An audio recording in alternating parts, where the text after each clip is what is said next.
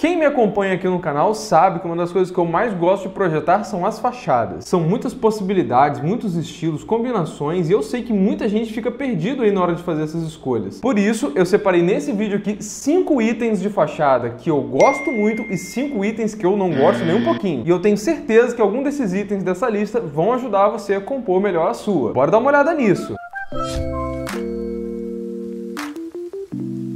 Fala pessoal, tudo bom? Eu realmente adoro fazer fachada, é a parte do projeto que eu mais me divirto, porque eu realmente acho que ela é o cartão de visitas de uma casa. Ela traz logo de cara muita personalidade de quem mora naquela residência. E por gostar muito de fachada, eu acabo analisando muito, reparando muito nas fachadas. E por isso hoje eu separei 5 coisas que eu detesto em fachada e 5 coisas que eu gosto muito, que se eu pudesse eu botava em todos os meus projetos. Ó, Ralf, se você falar uma coisa que eu botei na minha fachada aqui que é ruim, eu vou dar piti, hein? Não dá piti coisa nenhuma não. O que você pode fazer é deixar um like nesse vídeo e se inscrever no canal se você ainda não for inscrito e ativar o sininho, tá? Porque aqui a gente faz vídeos sobre arquitetura, sobre planejamento, sobre decoração, sobre um monte de coisa. E pode ser que o próximo vídeo seja uma coisa que você está precisando muito e se não tiver com sininho, o YouTube não vai te avisar. Então vamos começar aqui com 5 itens que eu menos gosto numa fachada e vou deixar claro que essa lista aqui é do meu gosto, tá, pessoal? Pode ser que algumas dessas coisas que eu vou citar aqui você acha legal. Então fica à vontade aí, eu só quero tentar ajudar um pouquinho, mas quem tem que ficar feliz com a sua casa, com a sua fachada é você. Yes!